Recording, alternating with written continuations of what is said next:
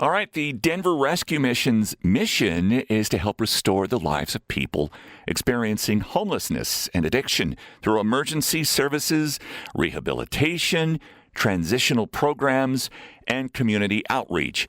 If you recall, a couple of months ago, we had Stephen Hinkle, Public Relations Manager, in here to do his side of it, but we never got to everything. So we're going to get to a little bit more. So we have brought in Madelyn St. Clair. She is the Director of Homelessness Resolution, Mobile and Community Connections at Denver Rescue Mission. Madelyn, thank you for coming. Thanks for having me. It's great to be here with you, Paul. Yeah. So tell us, before we get into what you do with the Denver Rescue Mission, what's your story? Where are you from originally? Yeah. I'm from Kansas City originally and then went to Texas for school. And I think when I was in high school, had some hard things happen in my life, and my parents actually passed away. Oh, my goodness. And I think just really through that hard time in my life and kind of hitting a rock bottom and discovering who am I and where is my life going.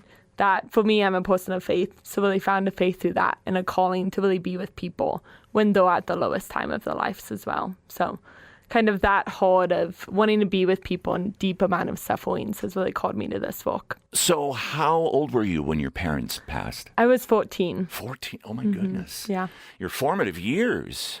Yeah. So what kind of road did you think before this happened that you were going to get on and do? What were your interests? Yeah, I think I really thought I was going to go into medicine more. Both my parents are in the medical field, and so I think grew up kind of in that world of the medical field. But I think when I started school for that, realized I don't really like the science as much as I just like the people and being with people and those suffering. And so I remember always thinking, like, where should I be in just these moments of hard times, and felt like the Lord was calling me to be right in the midst of it. So you went to school at TCU? Yes. Horned Frogs. I did. Go Frogs. Yeah. I loved it. So what did you do after that? After that, I came up here to Denver Rescue Mission, and I've been here ever since. Oh, so how long have you been there? I've been here about a little over 3 years now. Oh, my goodness. Mm-hmm. Okay, so let's get to the meat of this. What's the largest demographic of people with need that you are seeing?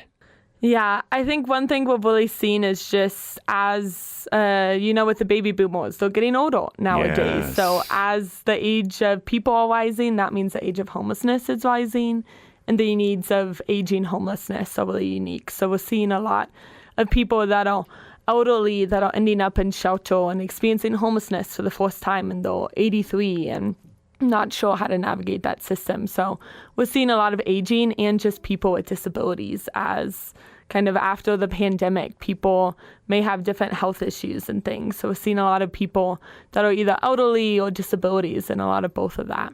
So what does homelessness resolution mean? Yeah, great question. I feel like my title gets long, but really all it means is I oversee just case management and our team of people that are supporting our case managers and having resources. So essentially, homelessness resolution is resolving homelessness. So we have teams of case managers all across the mission, specialized in different areas to really assist the people under their purview and how to exit shelter into stable housing. Can you give us a specific example of a person going through this? Mm-hmm. Tell us their story. Absolutely. Those are the people that really keep me in this work of those stories. And so my first year at Denver Rescue Mission, I was working in the shelter that just launched in 22nd, right by Coors Field. And really at that shelter, I would know people by their name, and they would be there every day and not be able to access help in case management and housing through traditional pathways. And one of the teams that I oversee is a complex case management program. So there's an individual in that he's only 38, and he's younger. Wow. And when he was 20, he got a chronic diagnosis that has had him disabled for the rest of his life. And he struggled in the system and had been homeless for 10, 15 plus years. And now we've seen him be housed now for 6 months after 2 years of hundreds of hours of work of assisting him. And to see him in shelter and then now in housing, and he looks like a different person. So I think really just seeing that life change in people and seeing the color come back in their eyes is the stories that really stick out to me. That's so inspiring for you, right? Mm-hmm. It feels like such an honor to just get a front row seat to seeing that life change happen. And you turn away nobody. Yeah, we try to keep the doors open at all times. As you know, the homelessness is rising in the city, so our needs can be expanded. But yeah, with the economics changing, are you seeing that affect who's coming to your door?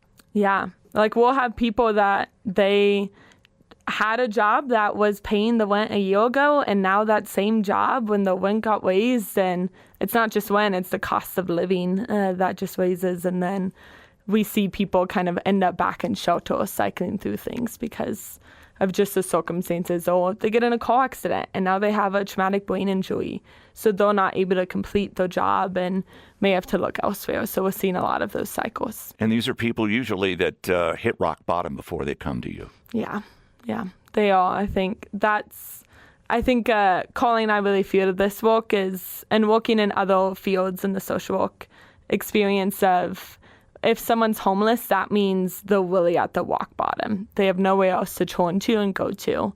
And they may be impacted by the criminal justice or mental health, and they're probably having comorbid disorders, and they end up in our shelters. But what an honor that we then get to know them by name and then see them progress through our continuum of care. Oh, that's wonderful. That's so promising. So what is it that you'd most like people to know about Denver Rescue Mission?